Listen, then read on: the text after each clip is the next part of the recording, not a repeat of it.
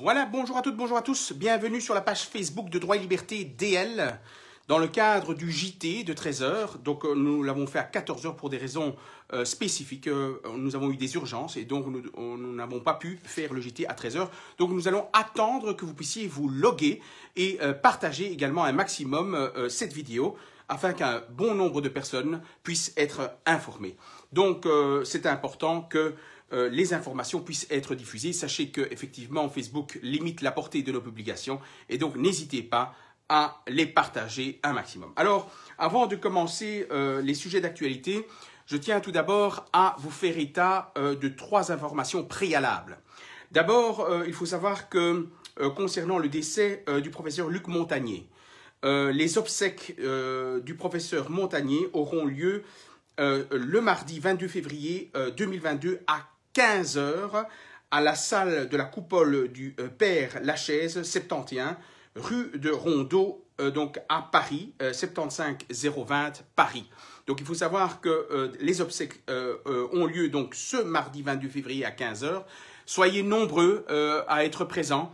Il faut savoir que le professeur Luc Montagnier était l'un des médecins qui a pris position sans avoir peur de pouvoir indiquer qu'effectivement que les vaccins Covid-19 pouvaient mettre à mal la santé de la population. Il avait effectivement, lors de sa prise de parole à Milan le 18 janvier 2022, il avait clairement indiqué qu'il fallait absolument que ses collègues puissent également intervenir pour faire stopper la vaccination Covid-19 telle que établie.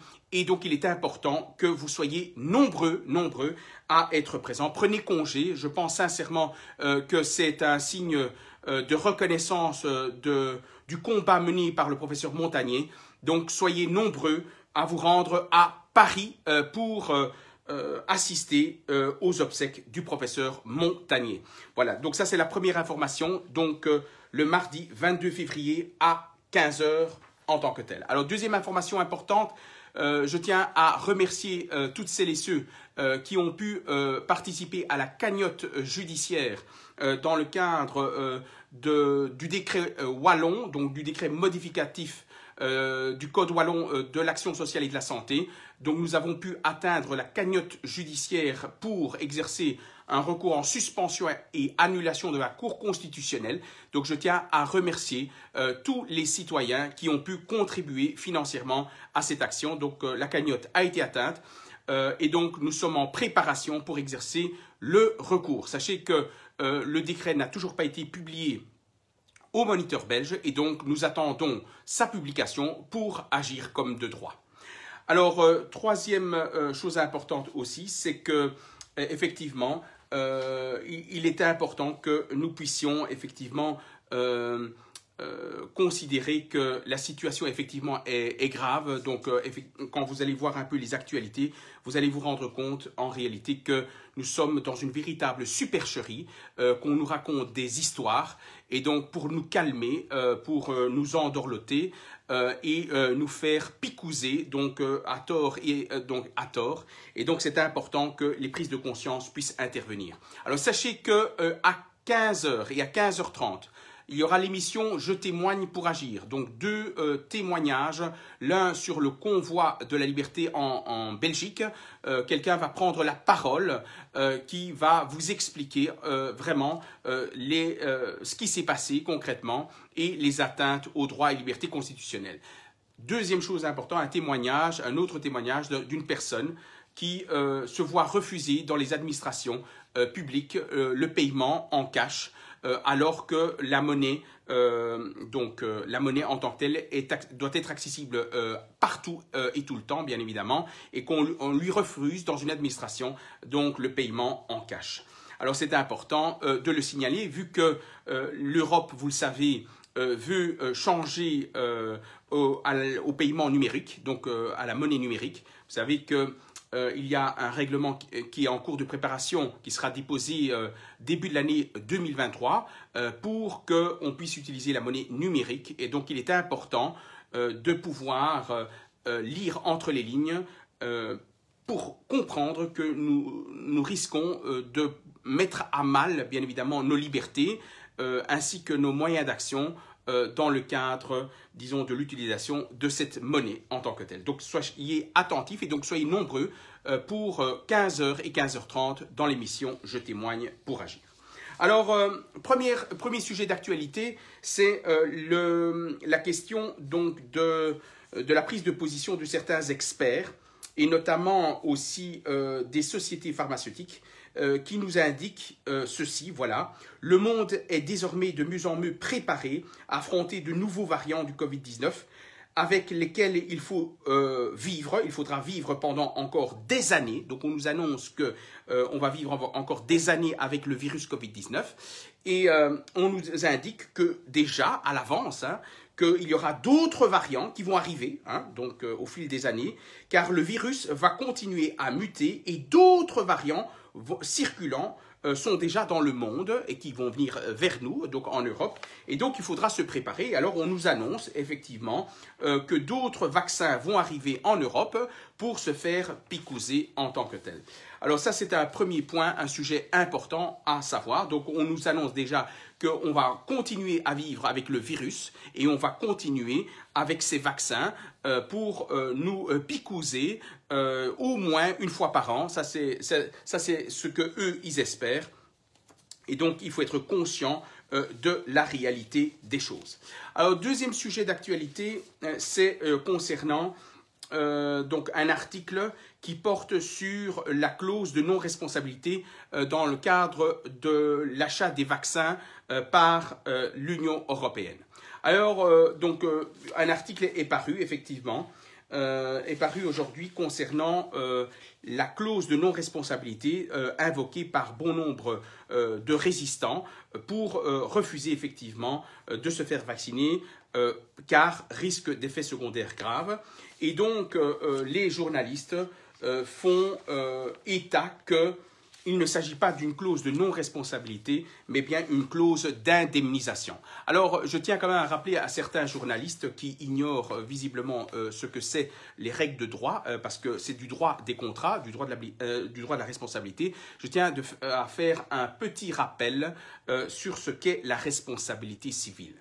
Alors, il faut savoir que lorsque une faute est commise ou une négligence fautive qui est commise par une personne, notamment par exemple le producteur de vaccin, et qu'un dommage en résulte, dans ce cas-là, et qu'on puisse prouver le lien de causalité entre la faute et le dommage, dans ce cas-là, le producteur de vaccin est tenu de réparer, c'est lui qui est tenu de réparer le préjudice causé. Et concrètement, donc certains ont dit non, mais écoutez, il ne s'agit pas d'une clause de non-responsabilité, il s'agit d'une clause d'indemnisation. En fait, en réalité, qu'est-ce qui a été prévu dans les contrats? Alors, qu'est-ce qui est prévu dans les contrats? Je vais vous le lire très clairement. Il est écrit ceci en termes juridiques et clairs. Chaque État membre doit indemniser et dégager donc les laboratoires de et contre toutes les responsabilités encourues ainsi que les frais juridiques externes, directs et raisonnablement engagés pour se défendre des recours des tiers relatifs aux préjudices, dommages et pertes découlant de ou liés à l'utilisation du déploiement des vaccins sous la compétence de l'État membre en question. En substance, que dit cette clause? Elle dit en substance que si la justice devait condamner Pfizer dans le cadre d'une action en responsabilité civile, que la faute, le dommage et le lien de causalité est établi entre la faute et le dommage, eh bien, ça sera l'État, en l'occurrence ici, par exemple, l'État belge ou l'État français, qui devra indemniser, mais le tout devra indemniser, l'État devra indemniser non seulement donc, le préjudice résultant de la victime, mais également devra payer également tous les frais de justice, les avocats de Pfizer, tous les expertises éventuelles, tout devra être payé par l'État du lieu dont dépend la victime. Rendez-vous compte. Donc ce n'est pas limité. Donc cette clause qui est prévue dans le contrat conclu entre la Commission européenne et les producteurs de vaccins, ce n'est pas une clause qui vise à faire en sorte à faire payer l'Union européenne. Non, ça sera les États membres. Chaque État membre devra payer non seulement la victime résultant des vaccins, des producteurs de vaccins, mais en plus tous les frais d'avocat, les frais de justice, les frais d'expertise à charge des citoyens, à charge de l'État. Donc rendez-vous compte que c'est une situation qui est bien plus grave encore, vu que les fonds, les deniers publics vont être véritablement atteints grâce à la négociation des politiciens européens et des politiciens belges et français, en l'occurrence. Vous vous rendez compte comment est-ce possible? Et ça, pourquoi les États ont accepté? Parce que, très simplement, disent-ils, je cite, le contrat d'achat anticipé des vaccins conclu par la Commission européenne avec les laboratoires concernés a permis, vraiment, oh, mais ils sont vraiment généreux, ces politiciens. Je trouve qu'ils ont été vraiment responsables, je trouve, les politiciens belges. Voilà, a permis aux États membres de l'Union européenne de bénéficier, vraiment de bénéficier d'un accès prioritaire à ces vaccins. En contrepartie, les États ont accepté de garantir la charge de l'indemnisation des préjudices nés de la vaccination. Vous vous rendez compte? Et alors il dit ceci, ce n'est pas une clause d'irresponsabilité, mais une clause d'indemnisation. Alors, je tiens quand même à rappeler une chose. Quand on dit que c'est une clause d'indemnisation, en fait, oui, l'État accepte d'indemniser en fermant les yeux, donc en substance. L'État va déjouer, si vous voulez, la décision judiciaire. Est-ce que vous trouvez ça normal? Est-ce que vous trouvez normal que lorsque vous avez un contrat et que ce contrat est porté devant les juges, où on condamne, où le juge condamne en application du droit des obligations et du droit des contrats, il condamne par exemple Pfizer en justice, est-ce que vous trouvez normal que l'État contourne la décision judiciaire pour dire « Ah non, mais écoutez, finalement, Pfizer, c'est pas toi qui vas payer, hein. C'est nous, parce que nous, quand je dis nous, c'est l'État, parce que nous, les politiciens, on a énormément d'argent. On a énormément d'argent, on peut puiser et faire des dettes. Et d'ailleurs, la Wallonie, hein, champion pour faire des dettes, champion. Eh bien, qu'est-ce qu'ils ont dit? Ils ont dit, pas de problème, on peut s'endetter à fond la caisse. Regardez, nous avons l'article 7 bis de la Constitution qui a été prévu dans la Constitution, et on peut endetter les Wallons, endetter les Bruxellois et les Flamands jusqu'aux générations futures et sur plusieurs générations. Et voilà, c'est ce qui s'est passé. Donc, en substance, que signifie ceci? Ça signifie que si vous êtes victime d'un préjudice qui est lié à la vaccination et que vous pouvez prouver le lien de causalité entre le vaccin et votre état de santé, dans ce cas-là, Pfizer sera condamné. Pfizer va appeler en garantie l'État pour qu'il soit également condamné. Et dans ce cas-là, en gros, en substance, Pfizer va donner la note à l'État belge, par exemple, ou à l'État français, va lui dire, voilà, ben, il faudra payer la note et l'État devra exécuter sur base du contrat qui a été conclu.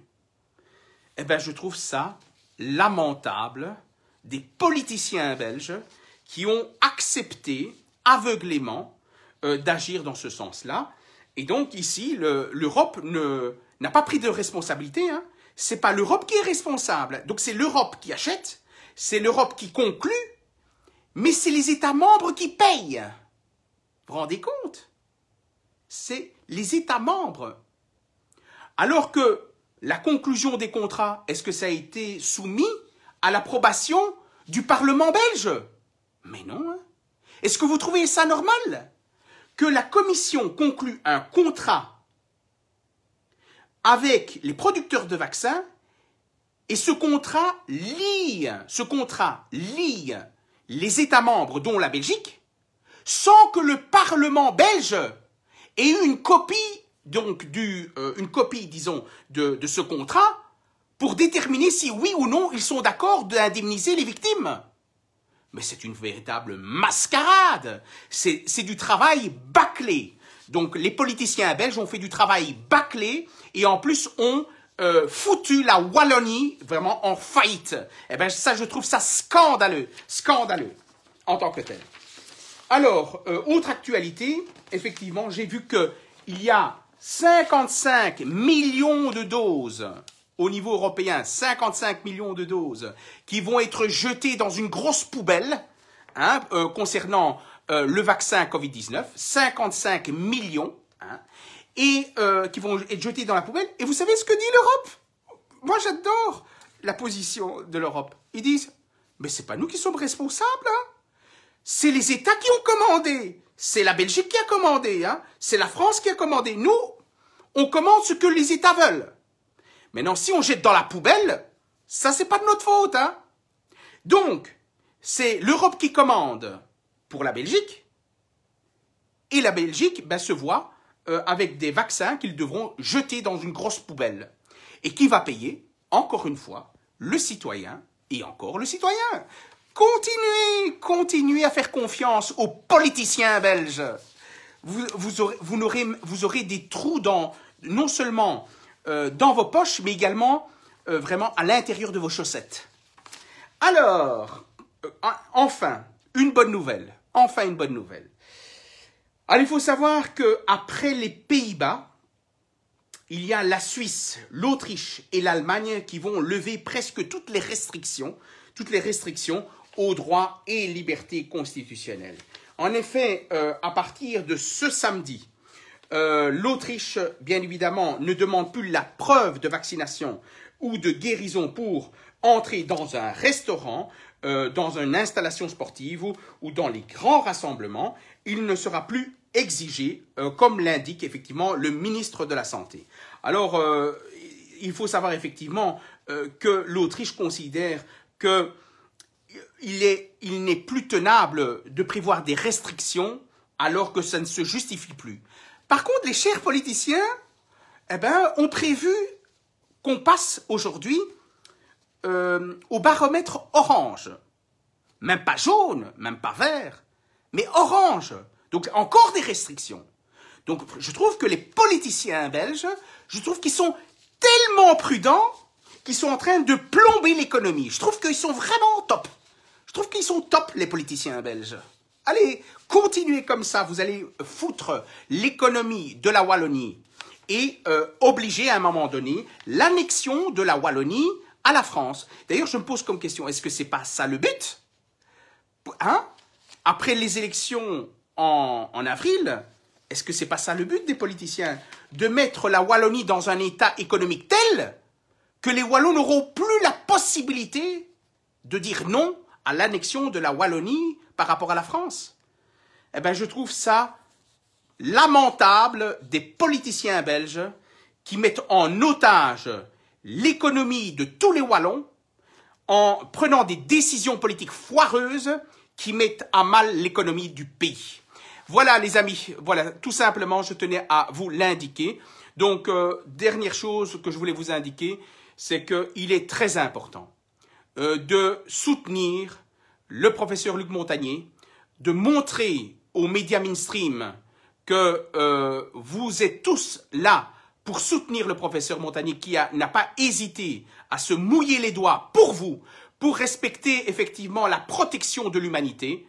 Et donc, je tiens à vous demander de ne pas hésiter à prendre un jour de congé pour vous rendre à Paris, nombreux, et saluer la mémoire d'un grand scientifique face à des experts, qu'on dit experts en Belgique, qui sont foireux, qui prennent des décisions foireuses, parce que bien évidemment, ces décisions des experts doivent être en concordance avec le droit positif belge, avec le droit constitutionnel et les règles de droit européen. Et ça, malheureusement, ce n'est visiblement pas le cas et des recours sont exercés contre ces décisions, d'ailleurs.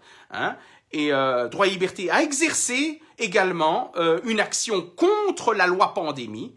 Cette loi qui, visiblement, est complètement foireuse parce qu'elle ne prévoit pas les conditions légales de contrôle du gouvernement quant au décrètement d'une situation d'urgence pandémique. Il n'y a pas de règles objectives et raisonnables permettant de contrôler le gouvernement dans le cadre du décrètement de la situation d'urgence pandémique. Eh bien, je trouve ça scandaleux, encore une fois, que les parlementaires aient donné le feu vert, toujours le feu vert. Il n'y a jamais de code orange ou jamais de code rouge lorsqu'un gouvernement demande aux députés de voter. Donc c'est vraiment, les parlementaires, ce sont les serviteurs du gouvernement, visiblement. C'est dans les faits, c'est comme ça que ça se passe. Hein. Et ça, c'est quand il y a la règle de la majorité pour la mise en place d'un gouvernement. Donc, il faut vraiment changer le système en tant que tel. En tout cas, merci à vous toutes et tous de nous avoir suivis. Donc, on se revoit donc lundi à 13 h dans le JT de 13 h pour vous donner les autres actualités. Sachez qu'on se voit donc à 15 h aujourd'hui, 15 h et 15 h 30, dans l'émission « Je témoigne pour agir » car il y a des vérités qui vont éclater et donc n'hésitez pas à être nombreux à cette conférence. Un grand merci, à très bientôt. Au revoir.